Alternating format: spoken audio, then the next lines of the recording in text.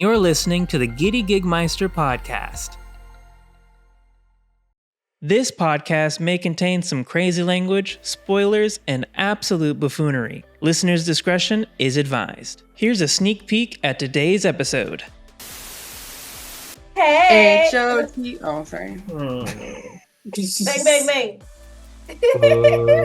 That's fair. That's valid. That's valid. We're on a timer. Sorry. Okay.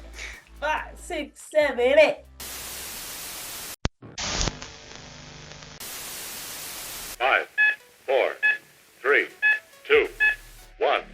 Get your giddy goggles on. You're listening in 4K HD, baby. Here come your hosts, the Giddy Gigmeisters. Hey! Hi, Howdy! and welcome to the Giddy Gigmeister podcast, proudly providing language life lessons, questionable quotables, and a plethora of performance tales, dutifully detailing turbulence and triumph in entertainment and everything. And boy, do we have an episode for you talking about turbulent times and entertainment and everything. I am one of your hosts, JCAT, along with, who else is on here? It's your girl, Cece. Oh, snap. And Julia. Welcome, guys, Not yet specifically again. your girl, because I'm owned by no one. Oh, wow. Is the strong actually independence. available on the market. Strong independent and desperate all at the same time. You too could go home with one CC. All right, before we get into the nitty gritty here, of course, you know, we gotta do the fit check. Checking Always, fitness. always. Oh, yes. Checking the Yeah, fitness. look at these guns, baby. Ooh, ah, Ooh. ooh, ah. She Oh my came goodness. fully stacked today.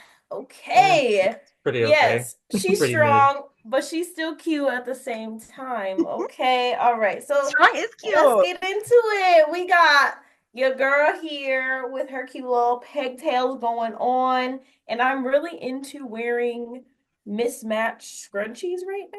I don't know why, but I just really like having two different colors to go with the vibe of whatever I'm wearing. And today we're giving Scooby-Doo realness. Course, we gotta rep our Ooh. favorite shows up in here, okay? Yes. What's in Scooby-Doo? We're coming after you. Wow. And shout out Simple Plan. Please Yes, come on the podcast. please. And we got the whole. Are they even doing anything? I know. Probably not. Always, I'm sure. Yeah, get on the podcast. Wow, it's so cool, Cece. You have on pants. Thanks. Yes. God bless Cece for wearing pants. I like your Scooby-Doo shirt. That's cute. Thank you. Hello, Scooby-Doo.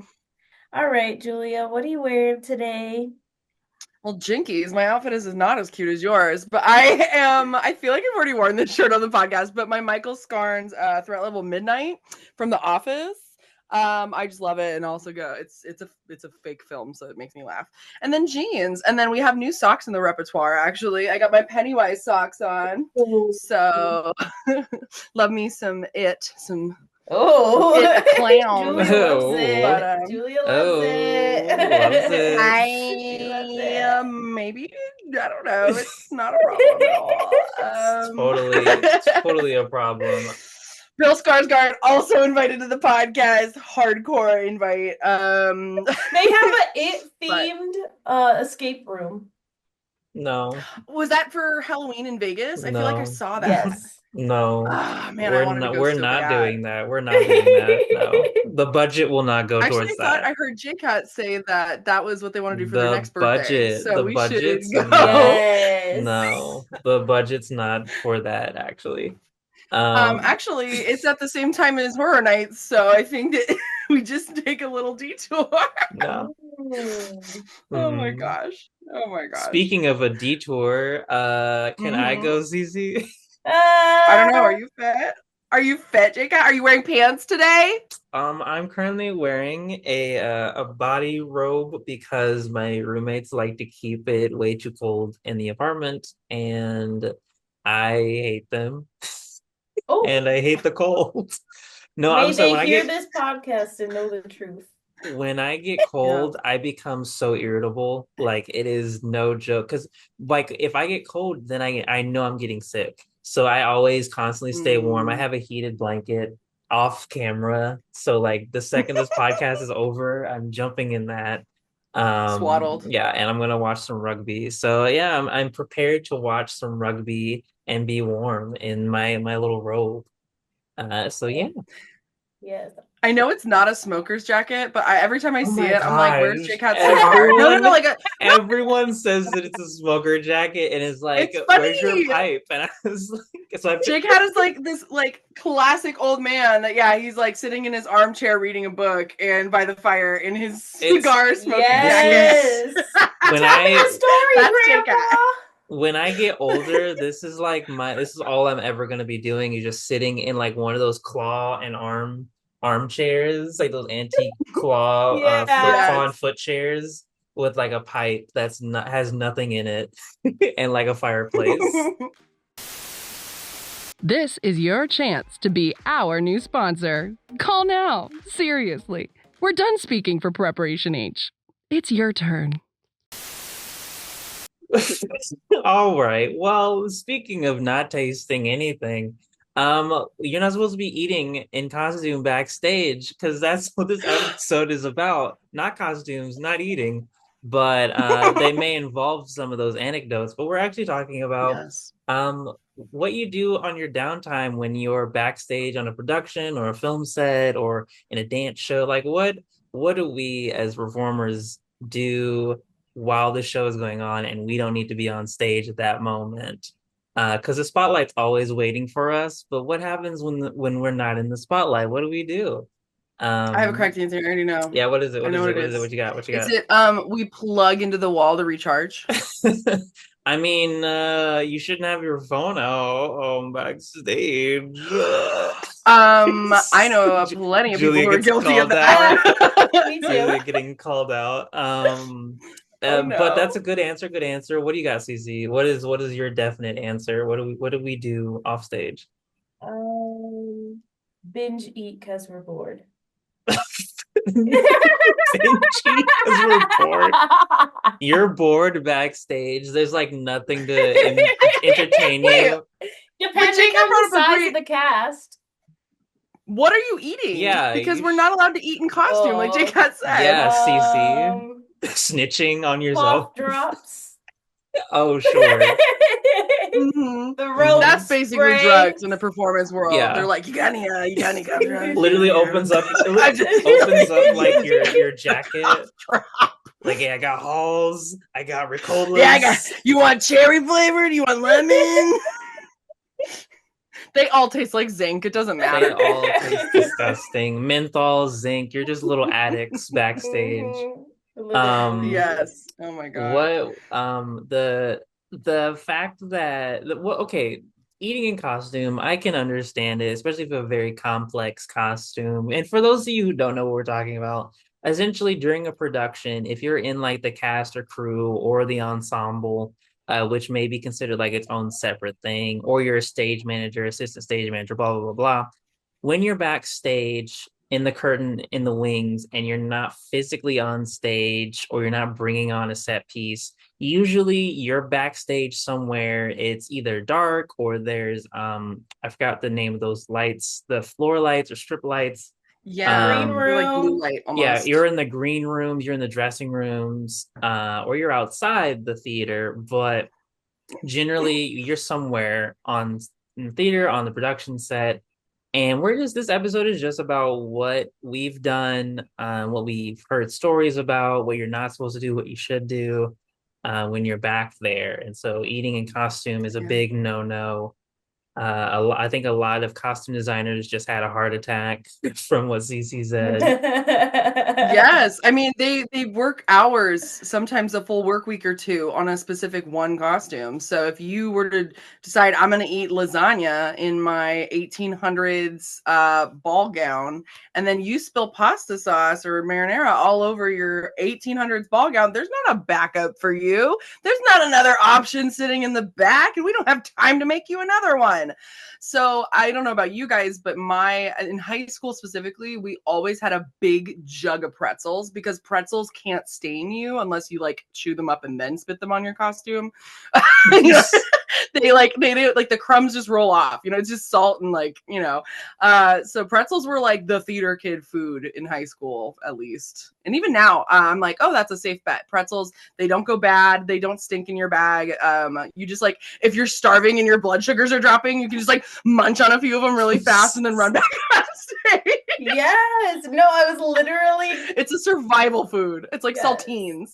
Yes. We also had pretzels too at my community theater. 100%. But they would like leave little snacks out for us, but like snacks that obviously couldn't stain. So like in the green room, we had like, you know, little veggie trays or pretzels or chips or, you know, but yeah, I mean, I guess like I haven't been in a show where I've had like a super spectacular one of a kind costume. Like we've had like backup sets, you know, for things. So it wasn't that big of a deal.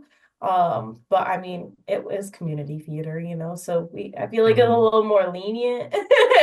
Maybe. I genuinely think that some of my favorite like on-set memories, film, dance, theater have been not on stage. I think like the process of rehearsal is fun and getting to perform for people, that's for the audience. But when you're backstage, that's for us. And you make your favorite memories. The craziest things happen behind the scenes where no one can see it. So that's when you bond, that's make when you friends. bond. Yes, when you bond, make friends, or you know, horrible things happen backstage. And it's completely out of your control. So you know, we're just gonna tell you this is gonna be like the expose of what really goes on behind the scenes. And we're gonna start with something honestly a very important project, Technicolor Dreamboat, which was it still is an awesome TikTok musical, over several thousand views across, you know, 11 episodes. So let's talk a little bit about some stories and things that we just did backstage or backstage, but you know what I mean. I feel like this starts early because even though backstage and on set kind of implies that it's like the days that things are happening, I feel like even rehearsals, there's a lot of downtime. And JCAT, Cece, and I didn't know each other before we went into this rehearsal process. So what was fun about like getting to learn the choreography with them and create it, we would also have downtime where we're just chatting and like getting to know each other. And like that's where like somebody was watching a clip of Step Up and we're like sitting there talking smack, and like I that was like the beginning for me, is like getting to bond with you guys for Technicolor was really not even when we got on set, it was when we were rehearsing together. Yeah, we were throwing it back constantly. Throwing it back any chance to dance. We had it. I don't know if I'm allowed to say this, but we basically insinuated that one of the costume designers was a communist. As a joke.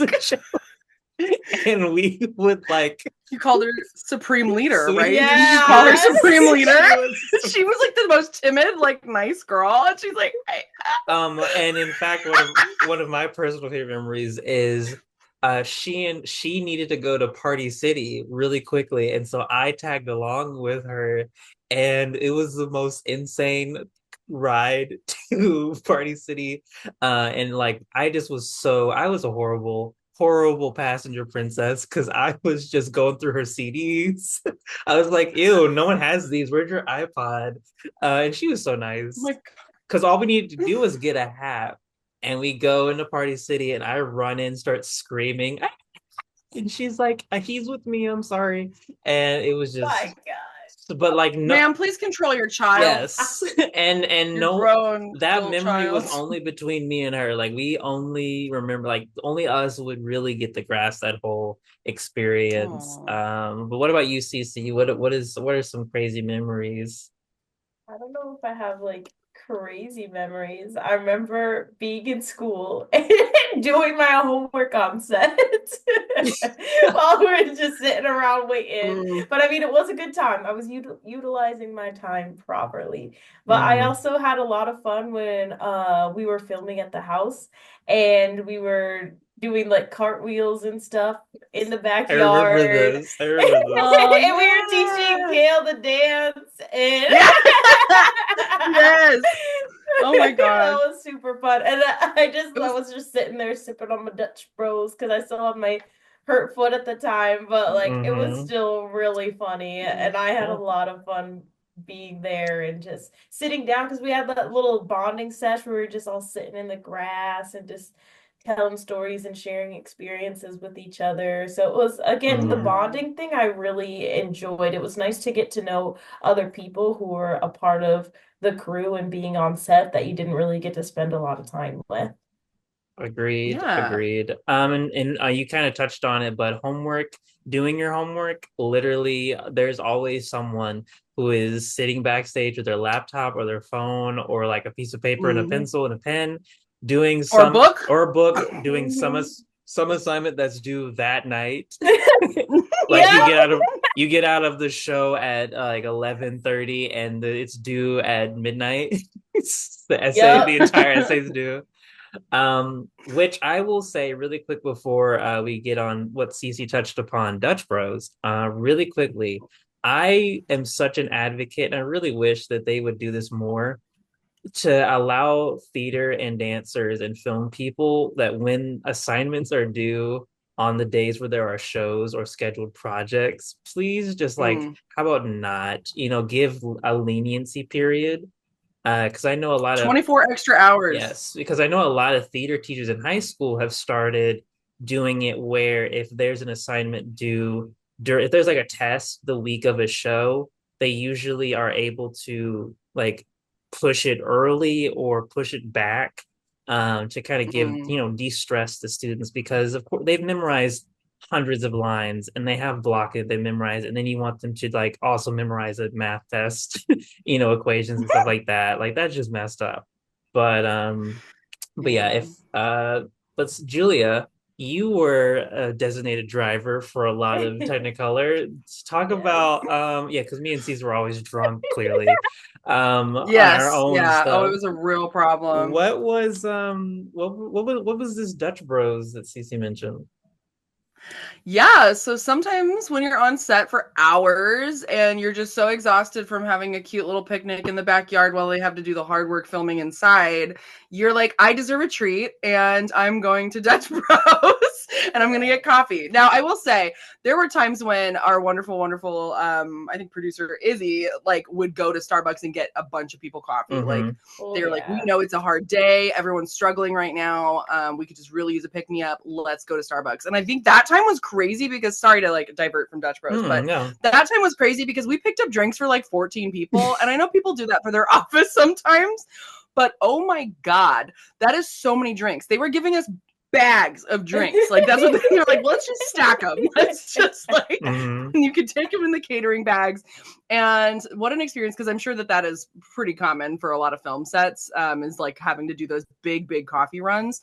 But as for the three of us, there was a day where we split off and we like just decided to do Dutch Bros. I don't know if that's the same day that we came up with the dance. I'm not sure. I can't Yeah, remember. because it was my first time that I ever got Dutch Bros. Is when we went. Ah, Yep, I Yeah. remember this. I remember yes. this. Oh my gosh. It was so much fun. So they were still recording. We weren't on like official break, but they weren't utilizing the choreographers at that point. So we just checked with our people and we're like, hey, we're just gonna peace out for probably like half an hour. We'll be right back. And we offered to get people drinks, probably, but just the essentials. I think that time we were like just the director and the producer. Yes. We weren't trying to go Because crazy. I don't have the time or money. Because that's the thing. People will tell you they'll Venmo you back, but you're taking a risk that they probably won't. So so always be wary when whenever people are like, yeah, can I also get a drink? You're like, yeah, can I see the cash? Yeah. But $20 up front. Peace out for a half an hour delivery fee until you get there, and the line is like wrapped around.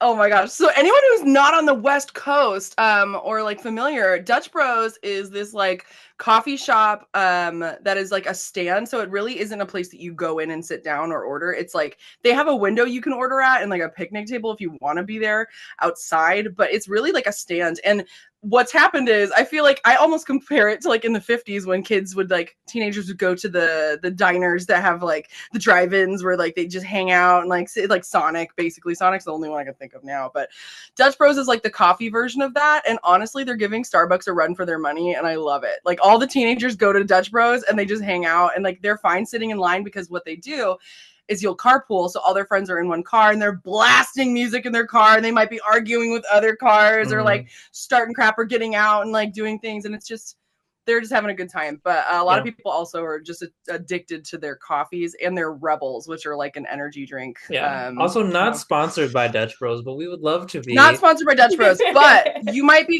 coming to the East Coast because my friend who works at their corporate office said that they're expanding quite a bit. So anyone who has not heard of Dutch Bros, it's the Blue Windmill Coffee, and coming hopefully to a city near you. It's a lot of fun. It's a lot of fun to just take a ride, go get a bunch of coffees together, and then go back, like talk smack a little bit, like what the heck is going on today? Why is this person and why are they flirting and what's and then like you go back to set and you're like, okay, everyone, we're ready to work. And then they're like, I see you have a coffee. Where's mine? It was funny. So funny. I could swear there was like a quinceañera going on when we went. Because there was a girl in like a massive That's pink, right. And there were people dressed up, and we were like, what is going on? Like, did we miss the memo? Memory. Oh, I remember. It's almost a year ago, I feel like. Like a couple of months out from being a year ago. And what's crazy is Julia mentioned that was the same day we came up with another thing that just happened while we were on set. Came up with a TikTok dance to one of Andrew Baker, aka the Secretary of Sound. I think Secretary of Sound. Yep, he just got installed, I believe. He got revoted in. But he wrote a song, and on the spur of the moment, we kind of came up with this like little jam dance, and then literally filmed it. I want to say that process maybe took like an hour-ish of downtime, and we did it, and then it just became a thing during the rest of the set. And Rose put it together, so thank you, Rose. That was so much fun. Thank you, Rose. Yes. And thank you, Kale, for joining us. Yes. We pulled Kale, the star of the TikTok musical, into it with us too. It was so much fun because he was very busy on set. So like when he wasn't getting his hair purpled and when he wasn't, getting filmed or doing a dance or like having to learn the dance, glass. Very busy man, doing it all. But we pulled him out for like that 30 minutes to an hour, and we're like, hey, come learn this dance really quick. We're gonna, we're doing it for him. It's a surprise. Like, oh, and it was so sweet too, because then I don't know if it was Rose's idea or who, but she was like, okay, I'm gonna record all of the crew people doing that one move. And then she like cut it all together, so it was like they have a little bit of everybody doing the little like but so go check that out. I still like Cyan more probably than that song, but so we need to make a dance for Cyan. I'm just saying. Well, Julia, Stardust was my #1 listened to song in 2024. Are you serious? Yes! That's crazy. Yes, Stardust. That's what it was called. Stardust by Baker. That was also the same day or the same evening around the same time I pitched us having a podcast before we went to Dairy Queen because Cece was hungry. Was it Dairy Queen? It was Dairy Queen. That was on the way home. Yeah, that was on the way home. It was on the way home. On the way back after being on set. But other than Technicolor, do you guys have any like very memorable backstage story, little short stories, or like anything crazy that's happened, or just some favorite memories, whether it was a dance show, film set, or theater production? Well, Technicolor, I'm not even done because no, there were so many things happening. So many things. When we were at that coffee shop for 2 different Sundays, the lady who was the manager of the coffee shop had to bring her dog because she couldn't leave him at home all day. Yeah, I remember that. And so I like on day one was like, I'm the animal wrangler. I've decided like, so because we couldn't have the dog just like wandering around on set getting like kicked or, it's not stepped on, but just like, there's a lot of gear, there's a lot of people. So I just wanted to make sure that Buttercup was safe. Buttercup was like the tiniest little like mini Scottish terrier or something. So cute. Me and Buttercup were shout out to not Buttercup. having it. Me and Buttercup were enemies, adversaries. Okay, you're the problem. No, Buttercup was the problem. Yeah, nah, Butter- JCAT's the problem. Buttercup got along with everybody. And also Buttercup was a miniature schnauzer. Thank you very much. Whatever. Yeah. She had the beardiness. Yeah, that's a what she schnauzer. had. That's a schnauzer. Schnauzer beard. Schnauzer Okay, cut. whatever. Thank you. Get your facts straight. My enemy. Schnauzers my and ops, Scottish Terriers my look ops, very similar. No, wrong. My op. I know who my op is, and Buttercup is my op, and they were a miniature schnauzer. Insert fact check. Oh my god, you are so wrong. She was definitely a Scottish Terrier. No, she You're on wasn't. crack. She was a miniature I just looked up what they schnauzer. look like. No, You are I wrong. asked the coffee person Okay, what Buttercup was. listeners, you're gonna decide if I can find a picture Black of Buttercup. sheep, black from sheep the set, coffee, I'm gonna post black a sheep picture coffee, of Buttercup. please. And then I'm gonna put up a Scottish Terrier No, and a schnauzer, when we a mini when we schnauzer. have our live show at You, Black the Sheep listener, will Coffee, decide. Buttercup will be there. We're gonna have a bark. Exclusive interview with Buttercup. We're gonna have a bark off. That's right. I'll talk to Taryn. We'll see if we can make it happen. Wow. Oh my gosh. No. So having a dog on set, that was one of my kind of memorable things. Because there was also a dog at one of the houses we were filming at. So I just very much gravitate towards animals. But then there was a day where I actually wasn't supposed to be called to set because the call sheet was just like basically generally calling everyone that you didn't even need to be there too. So I showed up and I was like, what can I help with today? And they needed somebody to just like warm up the meal for lunch. And so it's funny because I didn't really make anything. I just heated things up.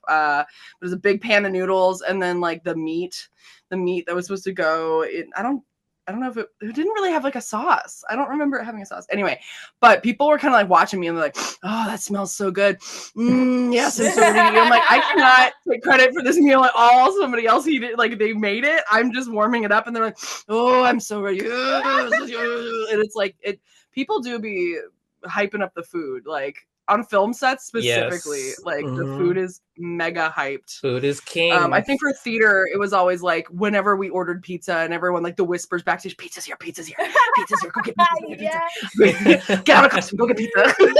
Yeah. For like Tech Week and One of my most, well, this is a very famous, and a lot of people know this story. One of the first films I did here in Arizona, I was the lead, and they had rented out an Airbnb that was over like, it was several $1 million. That was the Airbnb. Was like the house was worth several $1 million, but the Airbnb was probably like $3 and some change at the time. And we walk in and the floors are sticky and it's an entire mess. And so they call the people call the owners and everything, and they send cleaning people to clean it up. So we were delayed filming, but essentially what had to be done was after they cleaned it, the floors were still horribly sticky. So anyone with shoes on, it's made a sound, and they couldn't record the audio with that sound. So everyone had to have their socks off, and like their shoes off. Some people took their socks off. And the smell, because it's these hot lights and it's everyone's feet and we're all isolated in this one little area, the smell was so horrible. Would you say that you were feta up? Fooda up? Nice try. Okay, Nice try. I'm done. Keep your day job, Julius.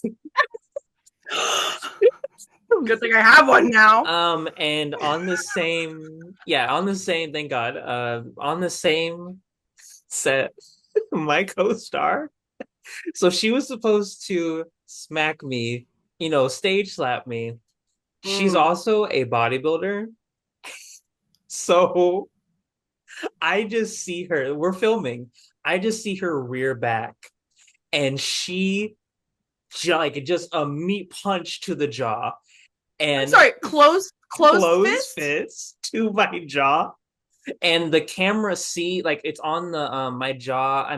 We're facing each other. So we're like side profile. Camera is on us.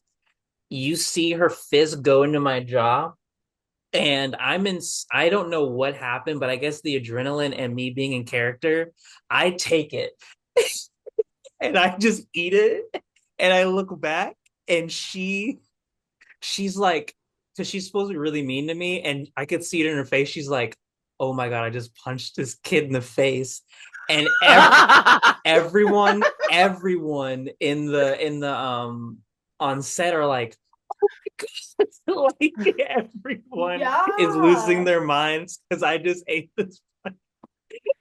And she's like, are you okay? And the director calls cut. And I'm like, yeah, I'm fine. And I walk over towards the sound guys, and it smells horrible over there because they just stink. And they're like, you're good, right? You're good. I was like, yeah. And then I just immediately just start crying. Oh, yeah, because that would hurt. It might be delayed reaction, but ow! It was so bad. But it was like maybe like 5 minutes later we were back on, and I just didn't expect it. But that's like one of the most burned, ingrained moments in my brain. I was like, yeah, no, I'm not going. I'm so glad I didn't make her mad in real life. Oh. Wow. What part did she Thanks, miss that it Michelle. was supposed to be a stage slap and not a punch? Well, Yeah. so it was the wrong side of my face because when you punch toward where the camera can see you, you really have no other choice but to make it as real as possible. She was supposed to go on the opposite side and pretend to smack me, and I was supposed to turn my head towards the camera, but instead she switched hands, and I just wasn't expecting. I wasn't expecting her other arm to go into full force, and it just went. Poor But no, You survived. I survived. You survived Michelle Tyson. You survived, and the stinky feet all at the same time. It was great. If only she had punched you in the nose. I know, right? She would have to smell all the feet. I will say it also sucks when you have a crush on someone on set and you have to be on set the whole time. Cece. Yeah, JCAT had a raging crush on Cece. No. Yeah, it was actually unbearable. Yeah, we've done this bit, Julia. Like last season called. Last season called and they want their bit back. Well, maybe if you guys would knock off the sexual tension, I would stop. There is no tension. It is so tense. No it tension. Is so tense. Oh, please. Here. I don't feel comfortable. Every chance Julia and Cece had to cuddle and hug, yes, they did it. We did. Which I will say is very beneficial for like backstage. If you all are very like community wise, if you're very close to each other, that really helps the camaraderie. I want to say like Technicolor and several film productions that I've been a part of. The toxicity, if it was there, it wasn't around wherever we were. And I think that's kind of like the biggest advice is, if there are things that are going on, try to make a specific space where that doesn't happen, or you just kind of brush it off the door and you move on.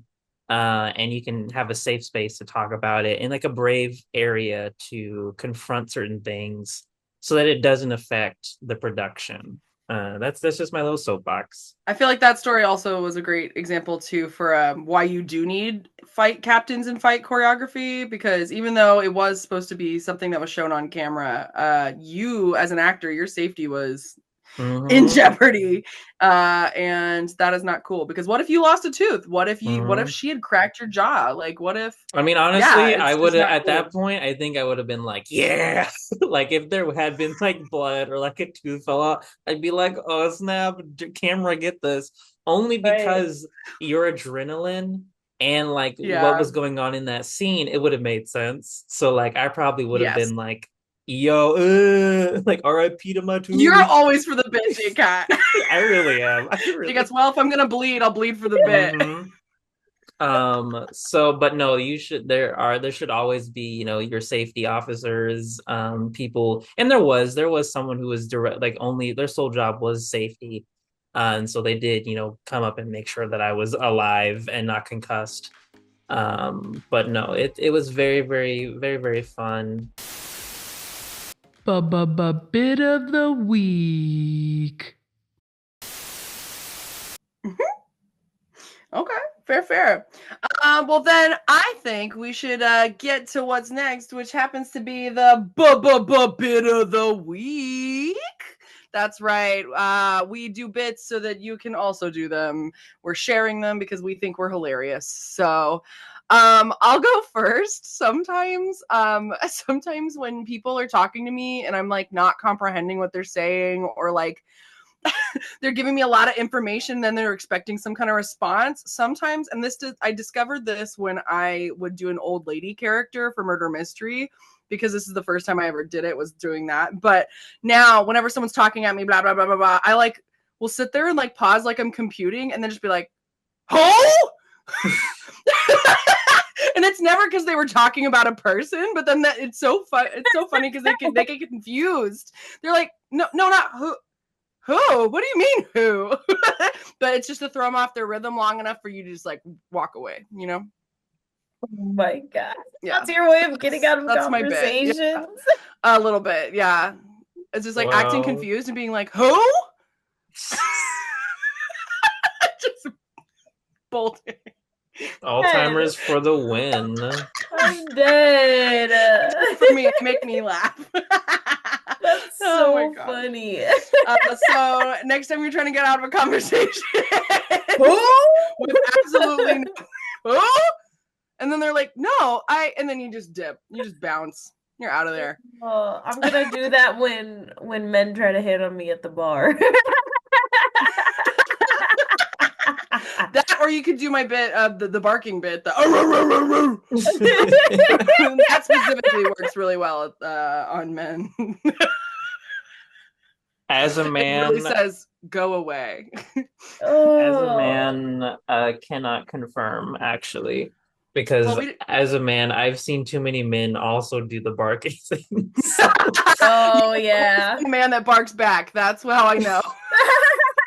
He might be a worthy suitor. That's so funny. I don't want you to bite back. I want you to bark back. That's what I want. Yeah. Oh my God. Oh my gosh. Does anyone have any bits this week or recently?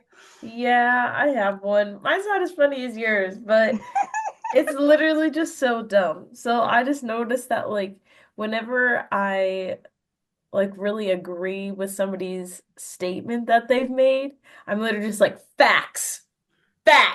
Yep, facts. That's it. Yes, facts. Like no other words come to my mind because I'm not just like, yes, I agree with you for these reasons. Like, what is this, a Socratic seminar? No, facts. You're like a hype man. I need someone getting behind me for like whatever argument I'm gonna be in. Yes. So hold her back. Facts. Literally facts. Oh my gosh, I love that both of our bits are one word this week. Yeah. Wow. Or our communication is just, Wow. JCAT, do you have a one-word bit for us? I have no bits. I literally have no bits. I think everybody has bits. I am bitless. I have no coin. I have no Bitcoin. Oh my God. This is your chance to donate to a cause, to a boy that has no bits. I need bits, boys. Donate and your girls. bits now. Please. And your money. Can I have bit? I need some bit pics, please. Yeah, of course you got a frame. Yeah. So stupid. Oh my God. No, I actually literally don't have a bit. And I was like trying to think as you guys were talking. I was like, I could make up one. I could just lie and say that every week I just do this one thing that's only one word too. Wow, amazing. And then I was like, no, I can't lie. I don't know anything. So I'm unfortunately no bits. Not all men. Your bit is the truth. Okay. Yeah. And the truth is Um, always appreciated. yeah, if anything is a bit, it's my addiction to buying things on Amazon.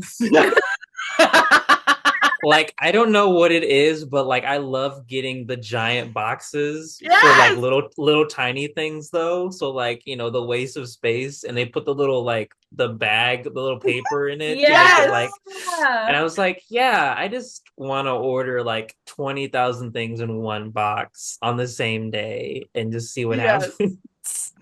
Dude, that's a I've great bit, literally JCAT. had like a lip gloss that they sent to me in like a little lip gloss in a big box.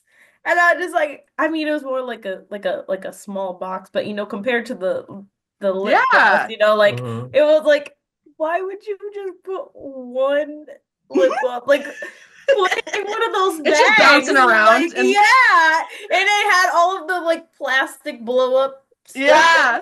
And I was just Mhm. like shaking it. I'm like, there's one in here. Yeah. I love the opposite too, where I've been seeing that they will, instead of putting your object in another box, if it's already in a box, they'll just slap a label on it and ship it. So like Oh. everybody knows what it is, and it's like they could easily just decide to steal it. Like it's like Yeah.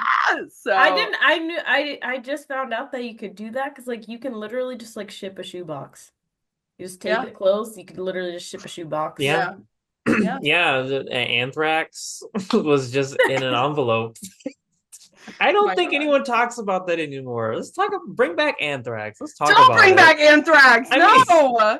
the topic No, of take a Anthrax. censor. No, Glenn Powell. No Anthrax. No. All I'm Cut saying it is out. we don't talk Oh. about it in schools enough. I think the We kids don't need to talk know. about Anthrax. No, No. We don't talk about Anthrax.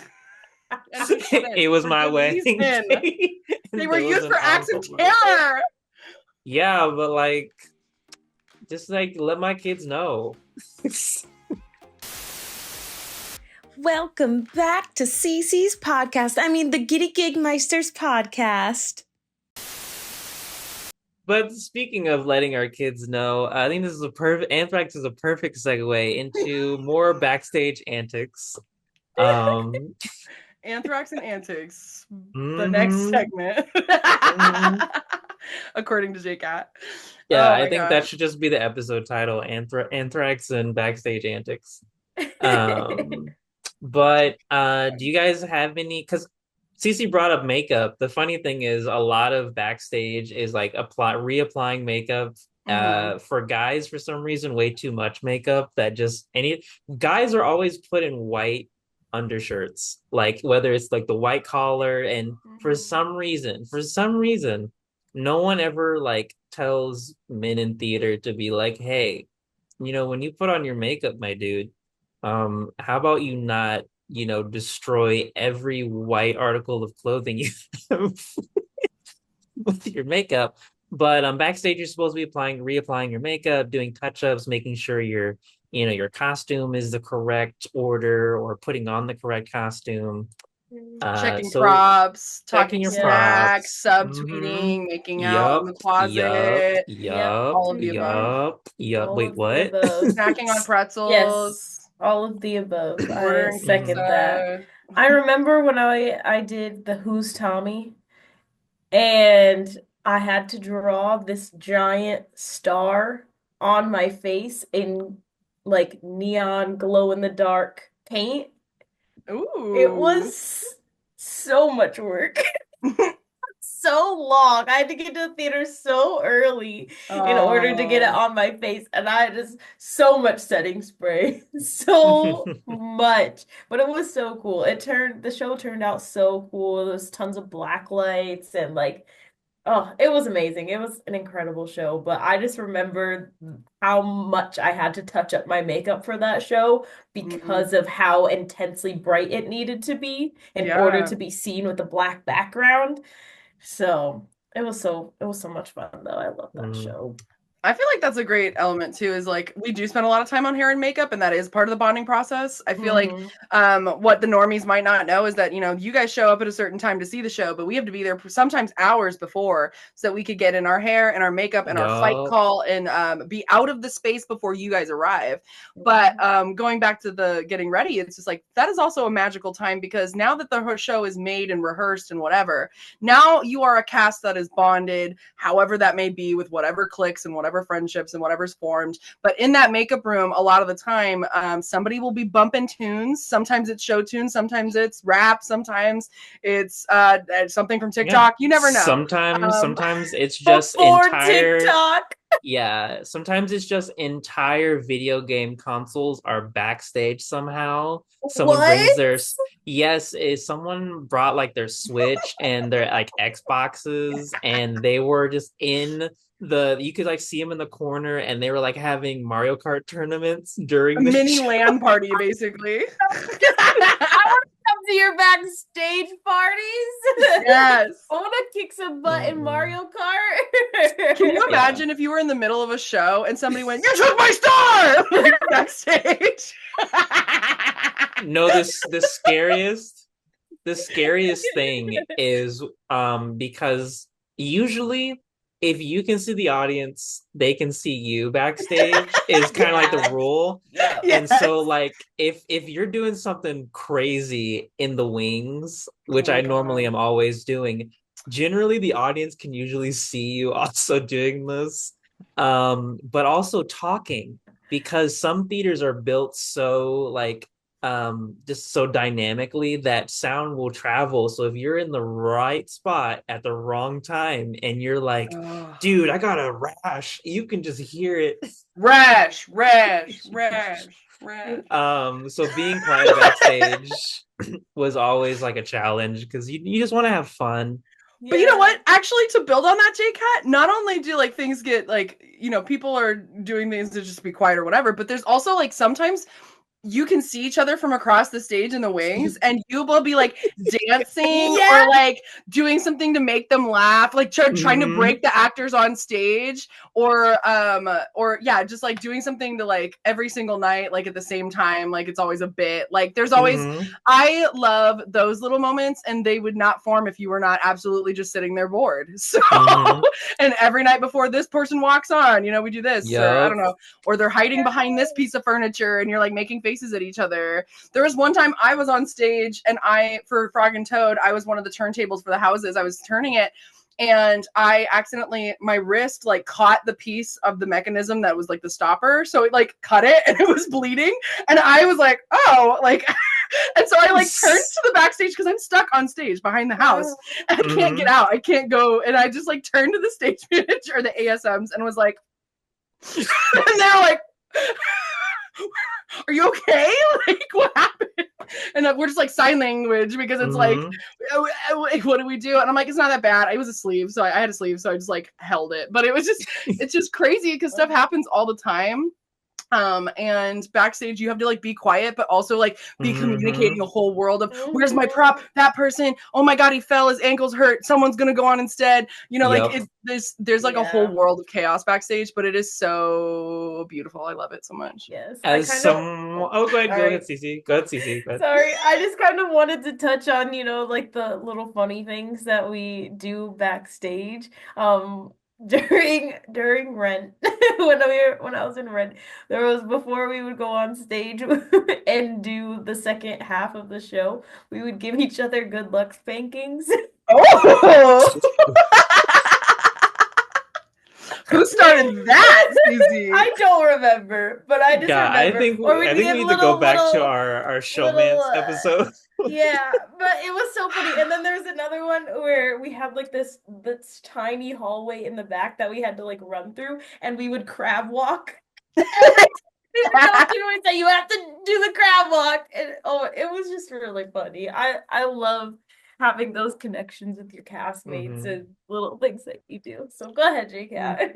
No, I was just gonna say I was always on. I love being on crew. I was always on costume crew. So my favorite thing are quick changes, and so there was a show where I was like the head costume like the head wardrobe during a show, and there were a lot of complex costume pieces that had to be removed and put on. And so my favorite quick change of all time um was basically this character ran off stage and got met like muddy.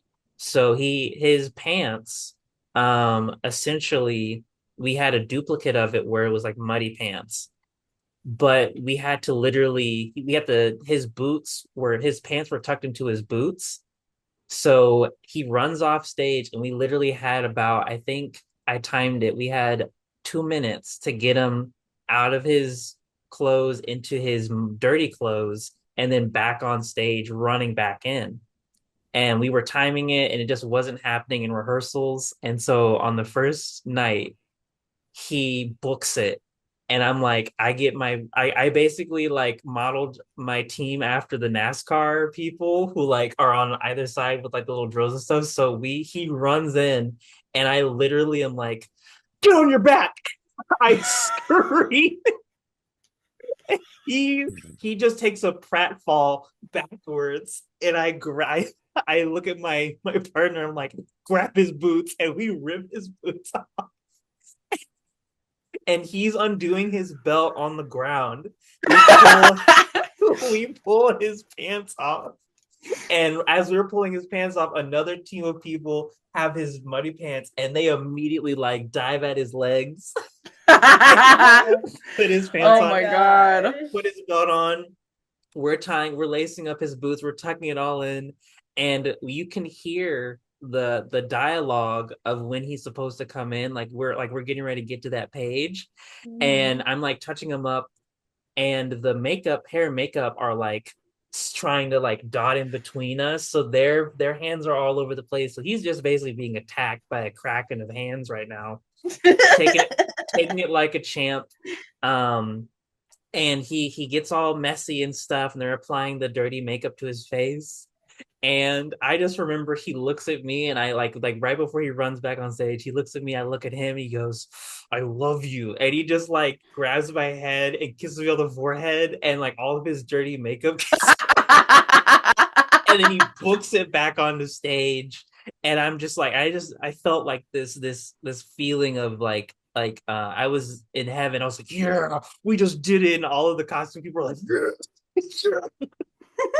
That is a sense of accomplishment. I honestly, as you were speaking, I was like, we need a whole episode on quick changes, because I think people are fascinated. They're like, how do they do it? And it takes a village. It sometimes. Yes. I mean, I found a video actually from Arms and the Man at our school back on the one production I did where I was acting on stage for them. And I had a quick change because I went from being in a nightgown to being in a full ball gown with my corset and like all this whatever. Basically had to wear the corset underneath the nightgown because everything else took so much time. But the quick change itself is still 2 minutes long. Like the video is like 2 minutes. But that 2 minutes like flies. That's 120 seconds. 120 seconds for your hands to be like doing this, take this off, and like untie, tie back up. Like that is such a great example, JCAT. Yes. I love that because other things are happening on stage like while that's going on. You know what I mean? So we are backstage doing that. In that same show, I think it was the night before the final show. We were mid quick change, and I heard it and I felt it. I just felt that it was like something was off. I heard it. One of the characters jumped an entire 2 pages ahead. So mid quick change, I hear it and I go, my heart just drops, and I make eye contact with the assistant stage manager, and she's freaking out because they've just shifted the entire scene forward. So we all stop, and I'm like thinking in my head, what can I do? Because he's not supposed to be in his muddy makeup anymore. He's supposed to be in like a different costume at this point. And essentially the actor luckily kind of caught, he's like, just give me, just like put me back, give me in the clothes. And so we get him in.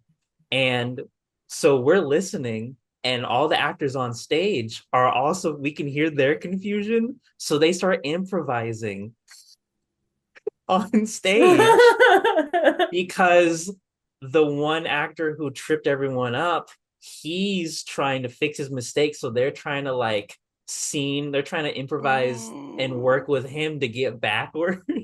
So we send the guy back on the stage, and he runs in, and he delivers I think what was the best case scenario. And he basically runs back in, and we hear his voice, and he's like, "Sorry, I must have hit your head on my way outside." And the actor goes, "Ah, yes," and then goes backwards and starts piecing together his lines to make it make sense. Somehow it all worked. The audience didn't even notice. But backstage, everyone was freaking out. Like, even the props people, like, everyone was like, "Oh my gosh, this is like," but when you are so in tune to a show and you know something has messed up, I think I was really happy that everyone didn't really super freak out. It was more like, how can we fix it quietly as a community backstage, instead of getting mad and things like that. But man, my heart just sank. I was like, oh my Panic is gosh. real. I feel like you gotta compare it for other people. Like, I guess if you were, and this isn't the same because you're not performing it, but if you were like listening to a song you're familiar to, and you're like, okay, this is how it goes, this is how it goes, this is how it goes, and then something else happens that you're not used to, you're like, oh, you notice it immediately, right? Because you've heard that song a million times. And so the fact that you're like, oh, something's different. And then, but like, usually in theater, that's not a good thing. Like, if the show is going the same every time, that's usually a good thing.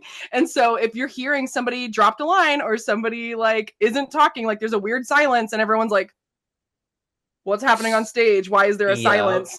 I hate that. I hate it, especially for the theaters that don't have a monitor, because some of them do, where there's a camera kind of where the booth is, or like, and so backstage there is a view on a TV of what is on the stage, because it's very helpful to know what's going on. Right. Has this actor gone on? Where is this prop at? Like, it's very helpful, but there's a lot of theaters that don't have that. And so when there's a silence, when there's not supposed to be a silence, terrifying. Terror backstage. Everyone's like, what did I do, or what can I do? Right. But I love too that, like, one of my favorite pieces of advice that my grandma kind of gave me when I first started doing theater was like, the audience doesn't know. They don't know your version of it. They don't know how you guys have put it together. They don't have the script. They don't have the lyrics to the songs. So it's like, you know what? If you mess up, just keep going. You know, if you miss lines on a song, just keep going until you remember the lines, like staying in character. Like, I did that one time when I was Cinderella, and I forgot the words of my song. And so I was just like, you know, just singing around, and then I remembered my words and then got back into it again. And so it was like, you know, that works. Or one time I accidentally like skipped a line of words and then like repeated the line again because there was like a spotlight cue. And so I remember getting off at the end of the show, and they were like, "Oh, you said your lines," and I was like, "Oh, wait, it's supposed to be my cue, but it like wasn't supposed to be there yet."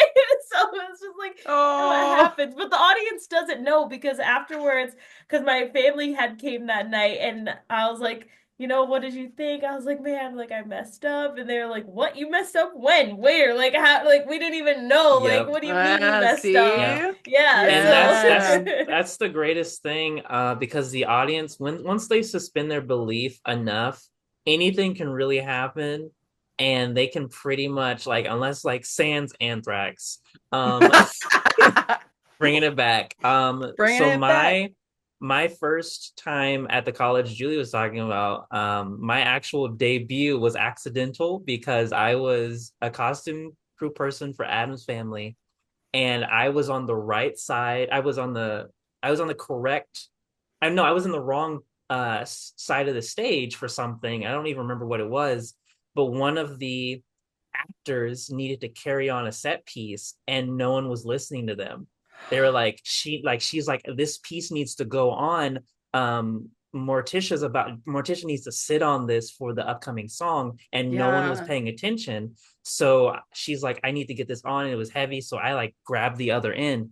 Mind you, this is post-COVID, so I have a mask on. And I'm not in ancestry clothing. I'm in like my blacks, and I have on like loud blue shoes. and Yeah, my very glasses. not an ancestor. For anybody not familiar with Adam's family, anybody who's not the main family members that's on stage is a dead ancestor that is helping move stuff around Yes. in full white makeup. Yes, And full white usually makeup, whites and gray clothing. like worn clothing. So I'm the exact opposite of her. And for some Mask and reason, black. yes, and for some reason, I'm the one leading. So as the scene is transitioning, and again, live audience in awaiting, you see me come out from behind the curtain and in full view the audience, because I don't even think my brain registered that I was like now in front of like a sold out crowd. Yes. And I place the thing down and I look around and take inventory. I'm like, oh my God, I think in my brain, everyone is looking at me. So I immediately like go into character and I go like this. And I put my arms up and then I just flourish off stage. And so afterwards, I was sure the stage manager was gonna like come through a wall and punch me in the face and be like, "How dare you? You've ruined the verisimilitude of this performance." And everyone was like, "When did you come on stage?" And the audience members were like, "When did you come on stage?" And That's so I was so funny. Yeah. But sometimes you're in the right place at the right time to help out with something. Yes. But and it's no, way more distracting for it to not go on stage than for you in the wrong costume to just help them smoothly bring it on and then the next scene starts. You know what I mean? It's like, but I think in psychology they call that the spotlight effect, when you think that everyone is like paying attention to something about you and you're like freaking out in your head about it, but nobody is actually really paying attention to what that thing is. Yeah.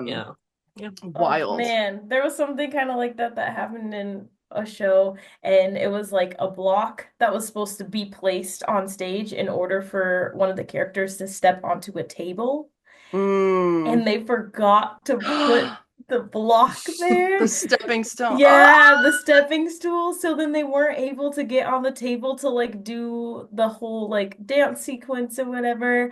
And we felt so bad because I noticed it because my scene was like right beforehand and I used it.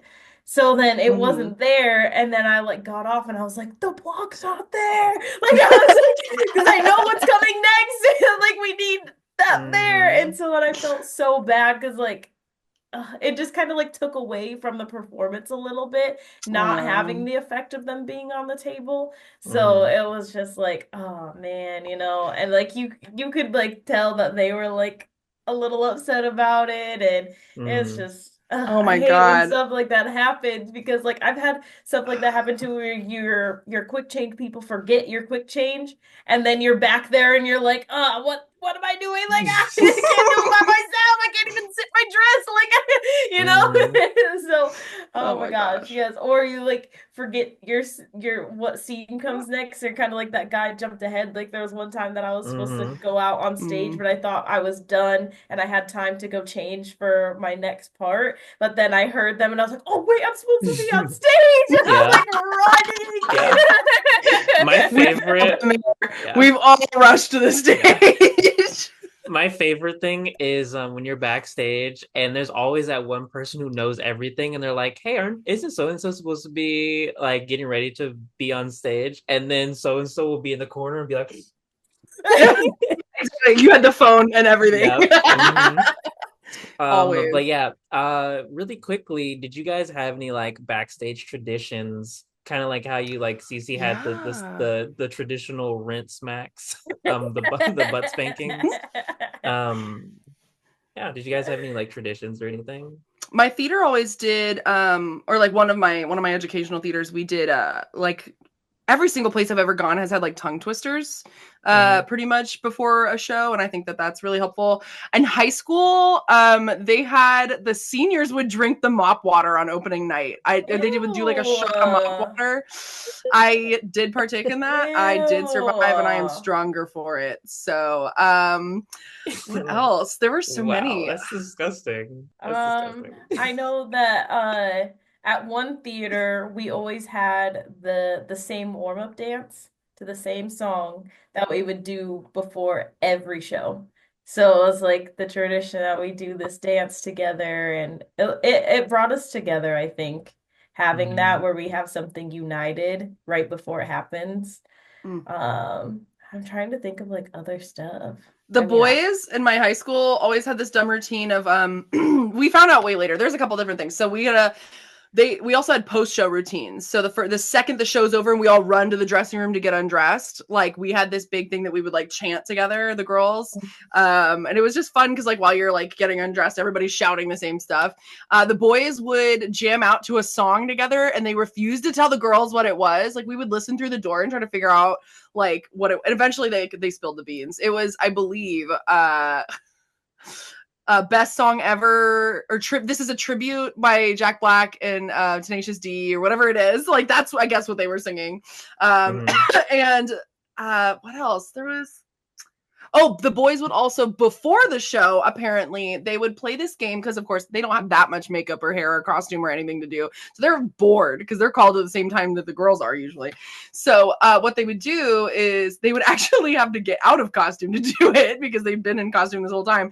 But they would, quote, quote, drop trow, which is trousers, short for trousers, drop trow. And then they would take these like hollow things that used to have the fabric wrapped around them, the big like spools, like the cardboard spools, and then they just beat the crap out of each other. They beat each other senseless with no pants on. I don't understand it. It sounds like hazing. Like as a what? man, The boys were getting the energy out. You know, they're like, boys will be boys. That is that. Yeah. That is acceptable, right As there. a man, that's the only way we can remember our lines. It's beaten into us. Oh, yes. No, put an end. Stop hazing. The only big thing, that I genuinely, the only thing I genuinely remember being like something that everyone would like, and it was my fault. It was during a production of I might have to Glenn Powell his name out, but during a production of Joseph in the Technicolor Dreamcoat or Technic yes, right? Yeah. Joseph in the Technicolor Dreamcoat. Every time, so there were two things. Halfway through the show, there would be I think it's right before Potiphar's song, whatever the seduction song is. Potiphar's wife. I would grab a chair from the scene shop and do a chair dance, and it became like an event. Like everyone backstage would huddle over in the scene shop, and I started doing everyone gather around JCAT's private performance. And so I would do a chair dance as the Potiphar's wife song would go. And then, of course, for some reason, we chose to do the mega mix. So for 7 minutes straight, everyone backstage had to dance. Like we made it mandatory that anyone who's backstage, you had to dance backstage during the mega mix because they wouldn't let us all come out for the mega mix to dance in front of the audience. So we were like, this is our time to shine. So we would all like dance and have fun for 7 minutes straight. So that was like kind of our tradition. We got the last laugh, but now it's time for famous last words. Yeah, well, you are Potiphar's wife, just so everyone knows. And I think with that, we could transition to our famous last words. So on this killing time backstage and on set, man, there are so many things you could do. But I think my famous last words are going to be, and they are generally applicable, do things. Do things. I feel like a lot of people spend time not doing anything. They scroll, I don't know, watch TV, just do nothing. And I feel like you should do more things. So do things. Anybody else? I feel like I want to add on to that. Oh, do things that make you happy. No, I'm just kidding. Yeah, Not all the things that you're supposed to do make you happy. Anti-facts. Anti-facts. No,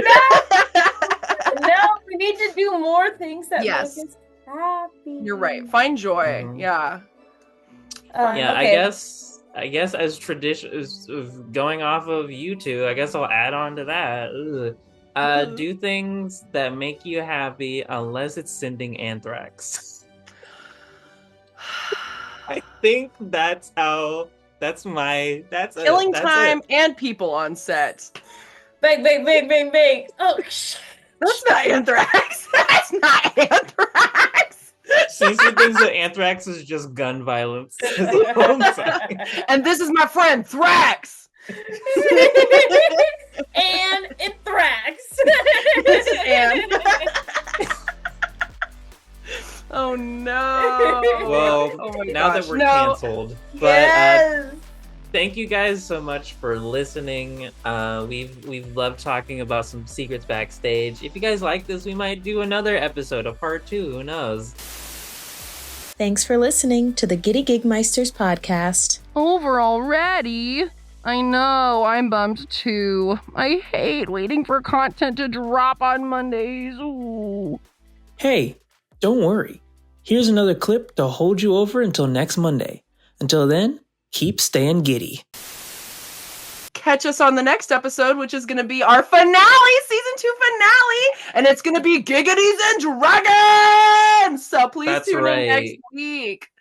Wait, That's are we right. not doing an episode 7? Yeah, Julia, you just Oh, okay, next recording. Thanks for listening to the Giddy Gigmeisters podcast.